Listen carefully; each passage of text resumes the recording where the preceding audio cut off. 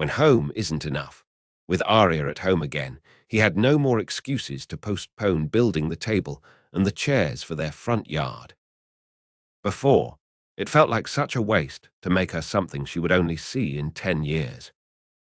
But on the first morning after her arrival, Eragon cancelled his duties for the day and went to fetch some wood and the right tools for the task.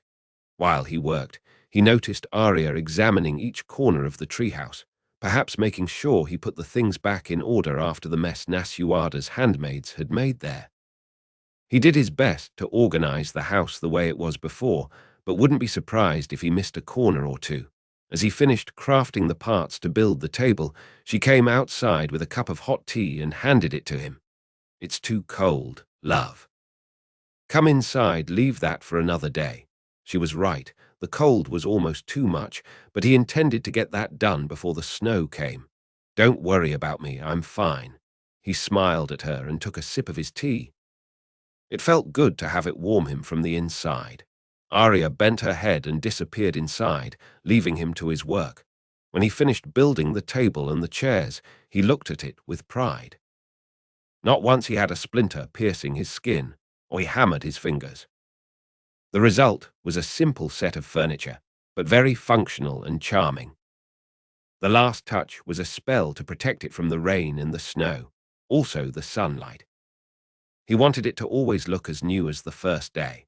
After contemplating it for a moment, he went inside to call Arya so she could enjoy it too. It was late in the day, which was shorter because of winter time. "Arya," he called as he washed his hands in the basin in the kitchen. No response. So he called again. Nothing. He walked to the staircase and looked up. She wasn't home. Closing his eyes, he searched the area to see if he could find her anywhere near. His mind brushed many other minds, careful not to disturb the little creatures that inhabited the garden until he found the music he was longing to hear. It was enough for him to know where she was, so he retreated. The sight of her on the bench, the one he had put in the middle of the garden, just for her, was a remedy for his tired body. She had her eyes closed and her chin up. She had a soft smile on her lips. "I was looking for you." Arya opened her eyes to look at him. "I heard you." He walked closer to her until he was standing in the middle of the clearing. Looking around, he found some twigs and dry leaves, remnants from the fall. He picked it all up and piled it in front of the bench. Then he whispered Brissinger to start the fire. Soon, the air around it became more agreeable and the twilight less dim. "I finished the table. I think you will like it. Good. Just in time for us to freeze to death when having tea outside." He stared at her for a second, deciding if she was criticizing him for taking so long to do what he had promised he would do for her. A little twitch in the corner of her lips indicated that she was only teasing him. He laughed and went to sit by her side. "Well, better later than never." Arya held his hand as soon he accommodated himself on the bench. She placed their hands on her thigh where her warmth was enough to warm his skin. "You have questions," she said. "I do." "Then go ahead. Where are the Eldenari we gave you?" "They were supposed to protect you in the north, but when I helped you fight the dark magicians, I didn't find them with you and Fernan."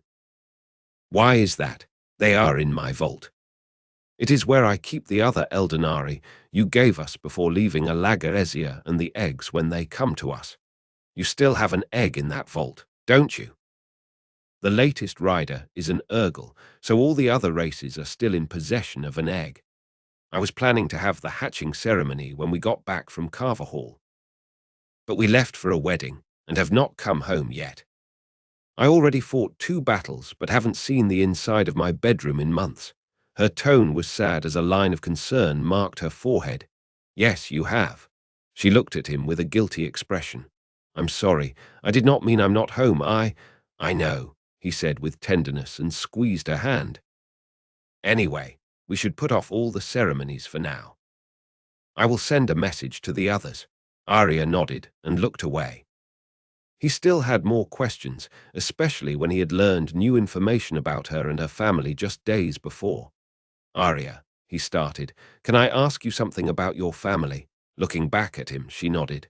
How close are you to the family members you still have? You mean Nijuan? She is the only one left alive. Aye. Are you too close? What made you think of her?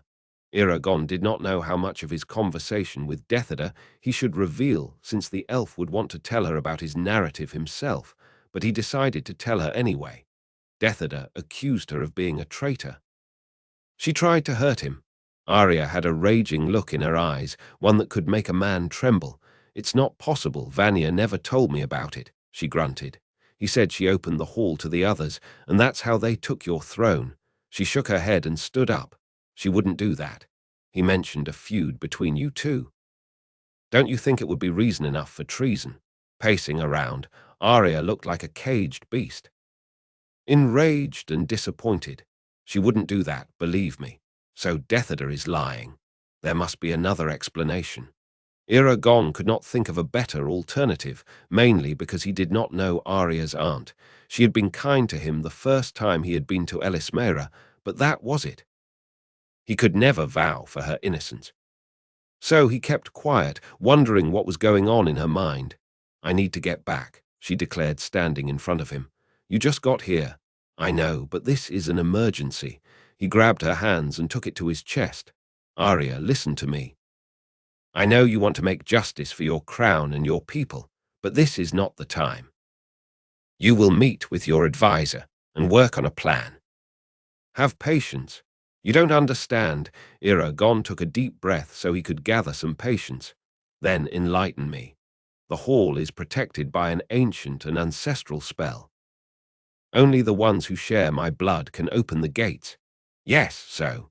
And so is the vault, she said with a mad look in her eyes. The Eldenari, Eragon. And the egg. Oh no, he groaned. Yes. I need to get back now. She freed herself from his grip and strode toward the house. Eragon followed. Wait. He grabbed her by the arm and turned her to him. Her fierce eyes almost pierced him. Let me go, Eragon. I will, but not like this. Hear me out, will you? Arya breathed in and out a few times before nodding, so he let go of her arm. The night had fallen, and the air there was too cold. He suggested that they would go inside to talk, to which she agreed. Inside the treehouse, he went to light the fireplace. She followed him to the living room, but didn't sit down on the couch. Instead, she stood on her feet with her arms crossed on her chest. Go on, she said. It may be a good thing that you left the Eldenari there. We can communicate with them. He turned to see her giving him the death stare. You can convince yourself of that, but the minute they put their hands on the Eldenari, I am ruined. Not exactly. The Eldenari are powerful creatures, don't forget. They will not comply with their capturer's demands like the ones in Galbatorix's possession did. Those were crazed beings enslaved. That's not the case of the ones you took. How about the egg? He ran his hand through his hair, then brushed his mustache in an act of self-comfort. That is a problem. Now tell me I shouldn't go. Walking slowly toward her, he saw her determination. She had made a mistake, and now all that Arya wanted was to correct it. He had been there before, more than he would like to admit, but she needed to see the truth for her own sake. You shouldn't go. You must not go. When he got to stand a foot away from her, he raised his hand to run his fingers from wrist to shoulder until he touched her face. He brushed his thumb on her cheek and hoped it would calm her. You're being selfish, she said, but without malice. I am, he laughed softly. But you have to trust me. I will figure this out and recover the egg and the Eldenari. I must be the one to recover it. Fine, I will help you do it. But we can only do that if you stay, so we can work on a plan. Arya clenched her jaw for a moment, then relented and leaned toward his touch, closing her eyes. I trust you. I'll stay, he pulled her to him. They stayed in each other's arms until the big thud of Saphira and Fernan's arrival made them go outside to greet them. Eragon felt relief to be in Saphira's company again after spending the day apart. He walked to her and pressed his forehead against her snout. What happened? Little one, you should listen to this. Come, we will tell you.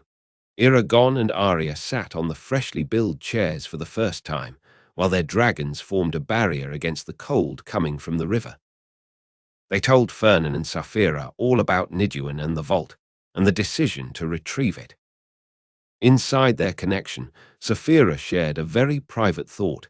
I think our duty lies elsewhere now. Prepare for our travel in a few days, Saphira. It may be a long one,